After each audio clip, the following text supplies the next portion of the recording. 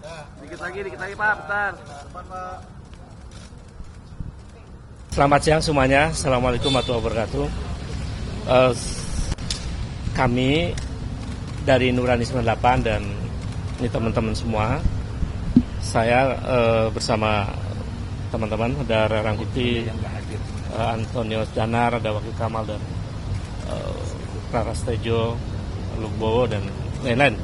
Sebetulnya banyak sekali teman-teman 98 yang masih berada dalam garis Nurani 98. Kami sengaja dengan niat tulus ikhlas untuk kepentingan bangsa dan negara hadir kembali ke KPK untuk, saya mungkin sudah ke 5 kalinya datang ke KPK untuk hari ini untuk meminta agar KPK kembali menelaah atau membuka laporan saya sebelumnya, yaitu tahun 2022 dan tahun 2024. Karena tentang dugaan korupsi nepotisme dan tindak pidana pencucian uang yang dilakukan oleh Joko Widodo dan keluarganya.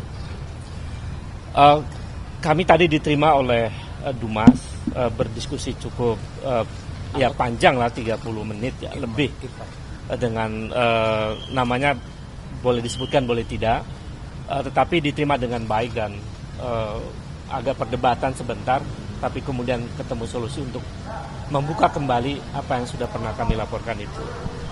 Kemudian kenapa kami datang kembali ke sini? Karena ada konfirmasi yang cukup kuat dari laporan OCCRP itu. Jadi sebetulnya laporan kami sebelumnya terkonfirmasi dengan rilis yang disampaikan oleh OCCRP. Dan kami merumuskan seluruh narasi ini dengan baik. Saya bacakan dulu isinya dan nanti dilanjutkan oleh Bung Anmus Danar dan Bung Ray dan kawan-kawan yang lain. Ini kami sampaikan kepada Ketua KPK. Perihalnya segera usut tuntas dugaan korupsi Saudara Joko Widodo dan keluarganya. Sebagaimana termaktub dalam Undang Dasar 45 bahwa setiap warga negara memiliki kedudukan yang sama dalam hukum dan pemerintahan sesuai dengan pasal 27 ayat 1 Undang Dasar 45. Atas dasar itu kami bermaksud mengingatkan kembali kepada KPK agar dalam penegakan hukum untuk memberantas korupsi tidak tebang pilih, tidak tumpul ke atas dan tajam ke bawah. Siapapun sama di muka hukum, termasuk mantan Presiden Joko Widodo dan keluarganya. Bahwa KPK berdasarkan undang-undang ditegaskan bahwa dalam menjalankan tugas dan wewenangnya, KPK berasaskan pada kepastian hukum, keterbukaan, akuntabilitas, kepentingan umum, proporsionalitas, dan penghormatan terhadap hak asasi manusia. Dengan dasar itu kami kembali mendatangi KPK agar menjalankan semua proses pemberantasan korupsi sesuai dengan asas-asas yang telah ditetapkan oleh undang-undang, termasuk dalam menindaklanjuti laporan kami 3 tahun yang lalu dan setahun yang lalu tentang dugaan tindak pidana korupsi, kolusi nepotisme, dan dugaan tindak pidana pencucian uang keluarga Joko Widodo. Bahwa mantan Presiden RI yang ke-7 yang kami laporkan KPK 3 tahun lalu bernama Joko Widodo telah disebutkan oleh lembaga internasional organisasi Crime and Corruption Reporting Project sebagai salah satu mantan presiden terkorup di dunia.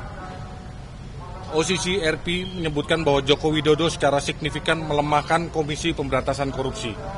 Selain itu, OCCRP juga menyebutkan bahwa Jokowi telah merusak lembaga pemilihan umum dan peradilan Indonesia yang menguntungkan ambisi politik putranya bernama Gibran Rakabuming Raka. Perilaku kekuasaan semacam ini patut diduga kuat telah dilakukan praktek KKN yang patut menjadi perhatian serius KPK agar pimpinan KPK yang baru dapat mengembalikan citra dan wibawa KPK kembali dan lepas dari stigma bayang-bayang kekuasaan mantan Presiden Joko Widodo. Berdasarkan hal itu, kami pada Selasa 7 Januari 2025 kembali datang ke KPK untuk menyatakan bahwa 1. Menyayangkan pernyataan KPK yang tidak secara tegas menyatakan akan mengusut dugaan korupsi Joko Widodo maupun keluarganya terkait ramainya respon publik terhadap rilis OCC RP. KPK menyebut hanya menunggu laporan dari masyarakat terkait hal tersebut. 2. Sikap KPK yang lembut dan pasif ini bertolak belakang dengan kasus yang menimpa tokoh politik dari partai politik yang bukan pejabat negara. Padahal KPK seharusnya mengejar pelaku korupsi yang berada di lingkaran kekuasaan atau mereka yang berada di lingkaran kekuasaan yang dilaporkan oleh masyarakat karena ada kerugian negara yang diakibatkan. Untuk ketiga dan keempat, silakan Bung Ray.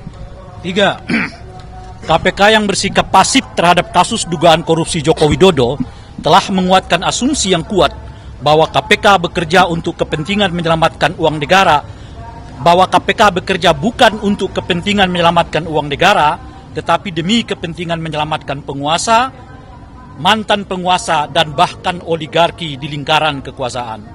4. Belum adanya laporan masyarakat seperti yang diungkapkan KPK adalah tidak benar.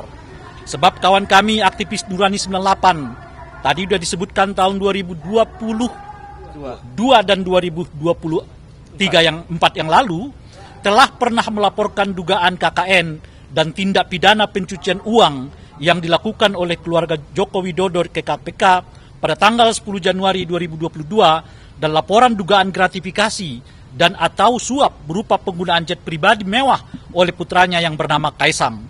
Selain itu, ada juga laporan dari TPDI pada tanggal 23 Oktober 2024. Disebutkan pula bahwa dalam persidangan mantan Gubernur Maluku Utara juga muncul istilah blok Medan yang disinyalir terkait dengan keluarga Joko Widodo. Jadi, KPK minta laporan seperti apa lagi padahal sudah banyak yang melaporkan Joko Widodo dan keluarganya khususnya kepada KPK.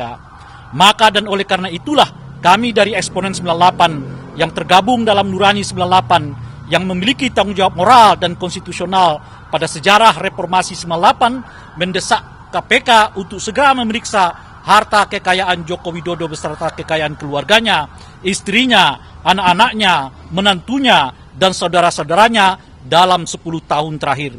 Sebab rilis OCC RP itu dengan tegas mensiratkan banyaknya warga negara Indonesia dan dunia yang memberi perhatian atas seluk-beluk dan asal-usul kekayaan Joko Widodo dan keluarganya yang sangat fantastis.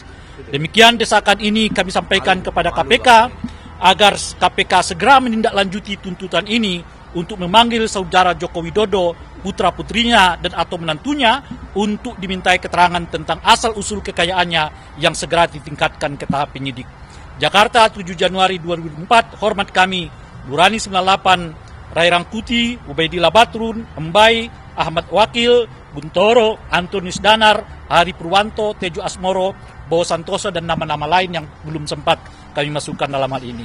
Terakhir yang kami sampaikan itu adalah adanya perdebatan soal mana buktinya, itu ditantang oleh Pak Jokowi pun juga ditantang oleh KPK. Perlu kami sampaikan bahwa tidak ada satupun di dunia ini yang bisa membuktikan bahwa Pak Jokowi dan keluarganya itu telah melakukan tindak pidana korupsi. Sebab bukti itu hanya bisa ditetapkan oleh penyidik, bukan oleh warga negara biasa seperti kami. Yang bisa disampaikan itu kami menyampaikan data.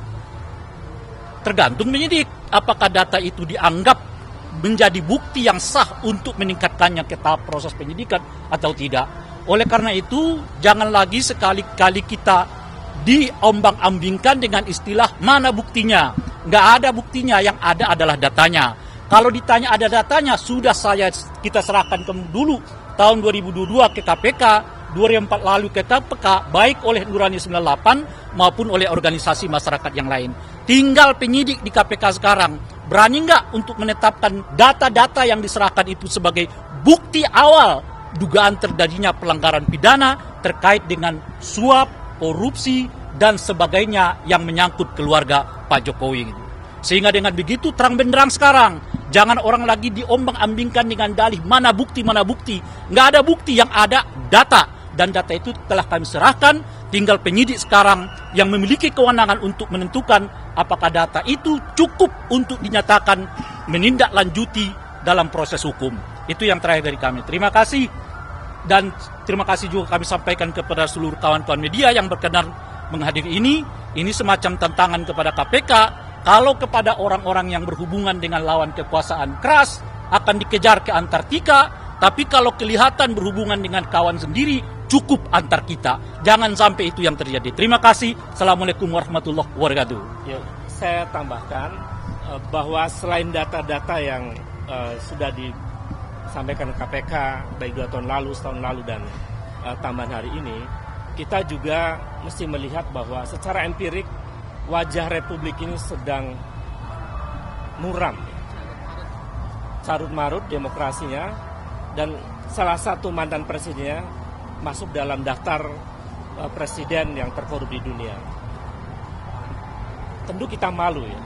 Indonesia menjadi perbincangan dunia, dan disinilah KPK menjadi institusi yang dipertaruhkan. Apakah KPK akan berpihak pada kepentingan untuk memperbaiki keadaan Republik, atau justru KPK menjadi instrumen yang membuat wajah Republik makin buruk? Saya kira itu. Terima kasih. Kalau ada pertanyaan silakan.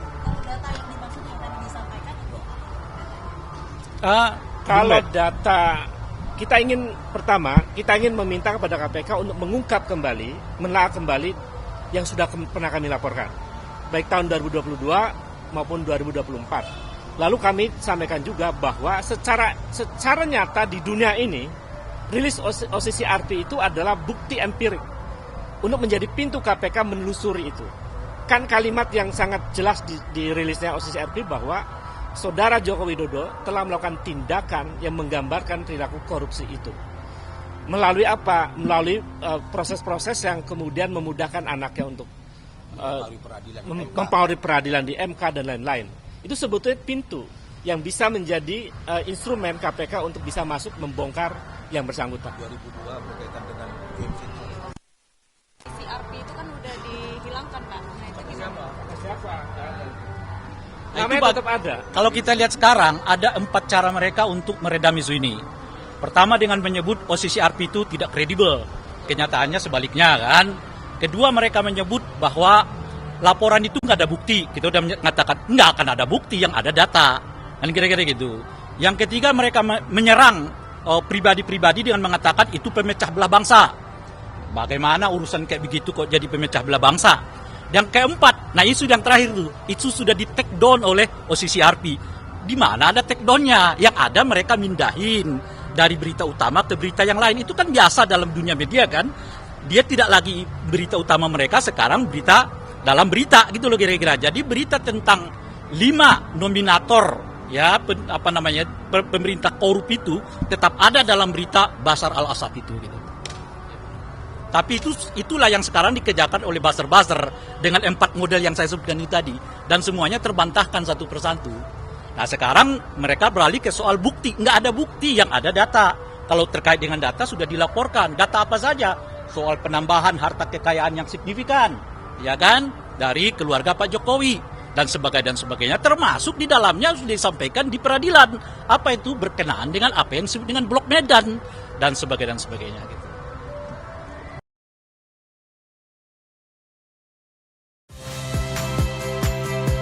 Saya Friska Clarissa. Saksikan program-program Kompas TV melalui siaran digital, pay TV, dan media streaming lainnya. Kompas TV, independen, terpercaya.